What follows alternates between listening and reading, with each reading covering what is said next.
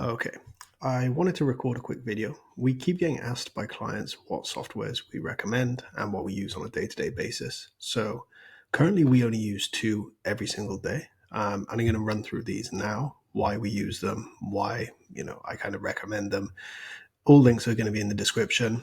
Even if you don't click through those links, there's some discount affiliate codes in there. But I would still probably say that most people should have both of these tools, regardless of the size of your business. Maybe just sell a board if you are brand new. And the reason for this is not only is it hyper accurate in terms of like sales, orders, units, advertising costs, etc., but the granular breakdown is just crazy. So I've blurred out this account just because I don't want to reveal obviously the niches that we're in. But to be able to have like a one look estimated net profit per month, which is then split by individual segmentation, and which is then can be split by product, date, time frame, whatever, is just so useful because sometimes you think, your revenue is really high, your rankings are really good. Obviously, we come from an Amazon SEO side first, which is why our advertising costs are so low. I don't want to get on this rant that most people have heard me talk about, but Amazon PPC and sponsored products is pretty much dead. You cannot make a profit on the front end. And if you do, it's just a matter of time before people come in and outbid you. So if you have long lifetime value of customers and things like that and proper branding, then sure, go ahead. But just for the money invested, it's so much better to invest into organic rankings that actually stick. So if you have say you have a product that you've launched, you have 20, 30, 40 reviews, just enough, and then you rank organically for that listing, you can generate 5, 10, 15 sales a day from day one with a one-time investment of keyword focused sales if you use us, or basically anything if you do it yourself. That then compounds each time. So don't want to get distracted by that, but that's basically why we only do SEO now, or Amazon SEO, because Amazon PPC is just a cycle of bullshit basically. So again, personally, this is my favorite Amazon tool. We tried to build something like this internally about, God knows, 5-7 years ago, and it just didn't work. It constantly broke. Developer costs got out of control, and it just wasn't even worth doing, even though the product would have ideally looked something like this. This is just a way better version of what we could have built. So which is why I recommend it now. Like, even if you don't use our link, just go ahead, sign up. I think there's like a 2-month trial link below. Either way, amazing product. Love everything about it. There's inventory manager. I think they call it inventory planner or something like that. That's really good as well, especially if you have a 3PL, so you don't have to worry about like Amazon stocking out. And then, you go into your supplier and then there being delays. Integrate the 3PL. You can see in like exact format and live, which is cool, rather than reviewing like once a month or once a week. PPC I don't use because of what I just mentioned. Autoresponder, they have a simple like review follow-up integrated already. That's another like $15, $20 a month that you would be paying to like a feedback whiz or a review follow-up service that now comes in with this product. And the main thing is like the integration of all of these costs in one place. So if we have a look at last month, we can actually see everything broken down in such granular detail, and even things like multi-channel fulfillment. So if you use multi-channel fulfillment, but you're not sure quite what's going on here, everything is here, which is then split by product, which you can then split by product down here. Obviously, any periods, date ranges, etc. It's just an awesome tool. Obviously, you have to put in all of your information down here in inventory first up, and you need to connect your advertising API if you want super live data. But you can see we don't spend much on advertising, so it's not an issue for us. You can also integrate QuickBooks if you use them for your accounting. So all in all, love this product. It's a game changer. Just because you can see exactly how much you're making on a daily, weekly, yearly basis, but integrating cost of goods sold, and then also how these integrate into other channels. So say you use multi-channel fulfillment for a website or TikTok shop, which is where ours is coming from here. Hopefully they can get an API integration from TikTok shop into this or Shopify. I know Sellerboard.io is the Shopify version. Again, great product if you have a Shopify store, highly recommend. Just having everything in one place is just awesome. That's it. We don't even log into Amazon much anymore to check sales. This is the place to come. You can say, okay, today looking good, 24 units so far, net profit 130, yesterday 45, yada, yada, yada. Okay. Next product is Helium 10, which is not going to be much of a news to anyone. Obviously, if you've been in FBA for any amount of time, you know Helium 10 already. But I just wanted to talk about one way that we use it that I don't think a lot of people do. So if we go to Amazon and we just search for, let's say, trainers. This is something that I purchased yesterday, so I wonder if they'll come up. No, they don't. So this is the ones. So let's say you can ignore the books in here. Let's say we wanted to reverse engineer this product, right? Instead of reverse engineering each individual listing and going through basically keyword research using these magnets, all you need to do now is take this URL. I'll take this ASIN, sorry. Stick that in there, get keywords. Once this is run, we can filter, and you can see by the time spent, we can literally get a full keyword research report and competition analysis done in about 3 minutes. So let's say we're launching a new, running shoe or trainer, obviously very competitive industry. We can see that they currently rank for 700 keywords, right? And most of these are quite obvious. Branded, running shoes first, obviously pretty good. We're not really looking for that. Because our new product, we know that we're not going to be able to compete with these people.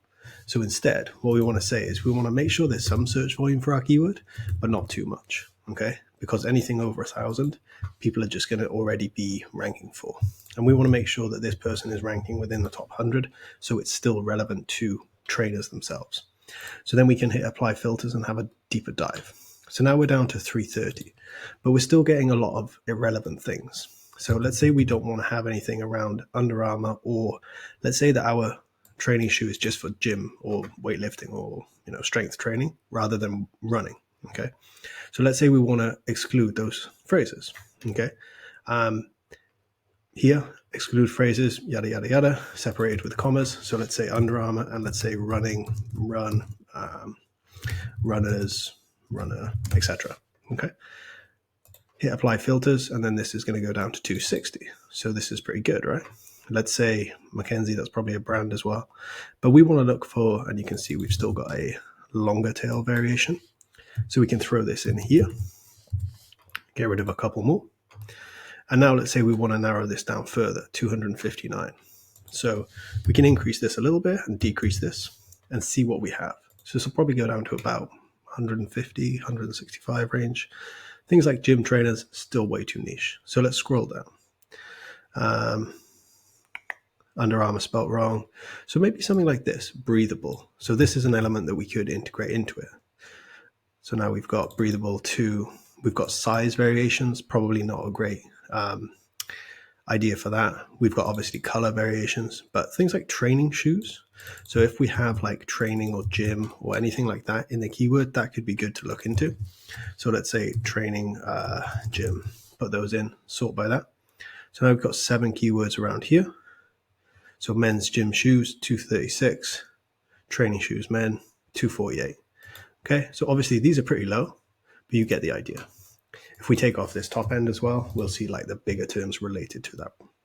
So gym trainers, gym shoes, etc. But let's say you had a very, very specific product. Let's say, obviously, because we've used this men's ranking reverse engineer for this, it's going to come up with obviously just men's based keywords. This is the only tool we use nowadays for keyword research, just because it speeds up the entire process so much that it doesn't make sense to go in from scratch into Magnet and things like that, just because this is a so much easier way of doing things. Okay, so if we go back to this, we can go through. We can have a look at some other examples. So sports shoes, so maybe we're targeting individual sports-based keywords, might be good. So basketball trainers, etc. Sports shoes. Trying to look for something that's so lightweight. This could be a good angle, right? So the problem with launching products on Amazon nowadays is people don't go niche enough. So if you have a, I'm trying to think of a pretty generic product, but let's say you're selling like a cutlery set. A lot of people will just look to rank for those cutlery set keywords. In fact, let's have a look, right? So people will get a product from China. They'll go in, they'll say, okay, Cutlery set. I have no idea how to spell this. So they'll come in and they'll say, okay, we can compete against these people, but in reality, you can't, right? 5,000, 4,000, 1,000, even 600. You're just not going to compete against this, right? So instead of looking at this, take this product to reverse engineer, but then find the really long tail niche keywords that you can start ranking for, so you don't waste money spending money on PPC, spending money on other things, external marketing. You can just rank for really niche long tail keywords, and it doesn't take, years to do. It takes a few days. So once this loads, we'll have a look. So you can see 960 keywords, everything you would expect around cutlery set, individual spoon, fork, flatware set, table set, etc. Silverware set, blah, blah, blah.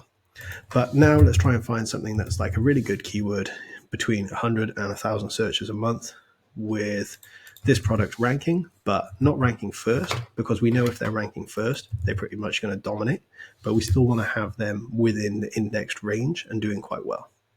So this should reduce it quite a lot, 75. So now we've got some really good examples of like niches we could go into.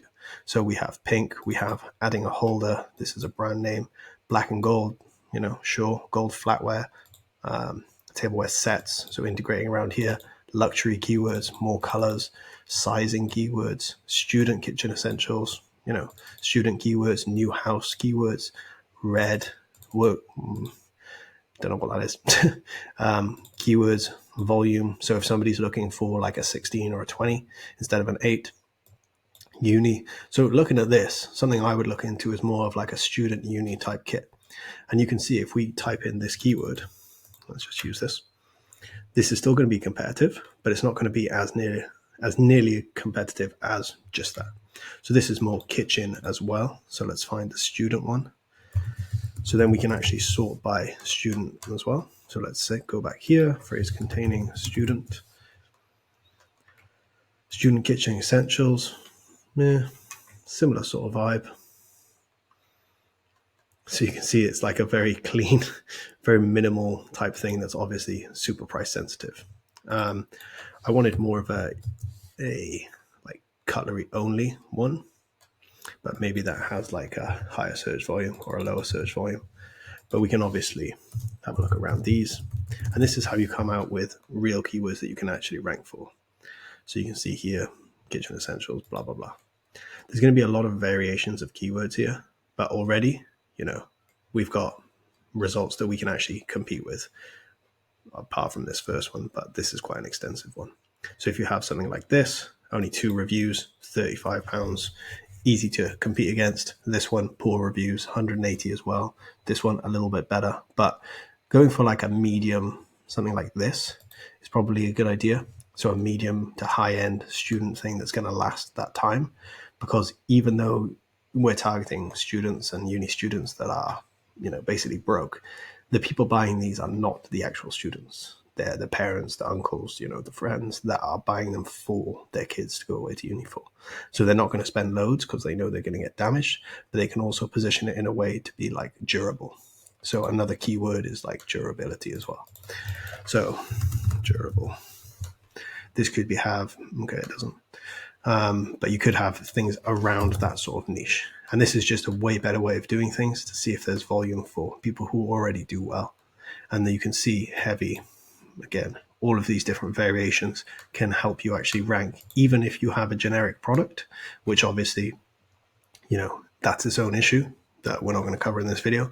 But if you can position it in such a way that you get over that generic issue, this is how you do it. You focus on the core, USP of the product, even if everybody else also has that USP. Okay. So black and gold, if everybody has black and gold as the color, you can just, focus on one of those, gold. Yeah. And then that's how you build this out. That's how you build out like real long tail rankings that then you can invest the profits of ranking for those into other keywords. This is how we start for all new products. We look to rank for keywords that have a few hundred searches a month. Once they're ranked first, we go on to the next one, rank that. Once that ranks, continue that. So we're not spending 10 grand up front to rank for, home essentials or something big. We're spending 300, 400 pounds. Each keyword ranked first takes a few weeks to generate an ROI. Usually within a month, you'll have a positive ROI. And the difference between this and Amazon ads or any sort of advertising is you have that organic rankings then that sticks. If you have a good product and it converts well on Amazon, that ranking will then stick. And then you can invest the profits from that into the next keyword and so on and so forth. That's all explained on our website, amazonseoconsultant.com. Have a look at the rank tab. That explains exactly how we do everything. Any questions, let me know. Hopefully this was useful, just an interesting way of doing things. And yeah, cheers.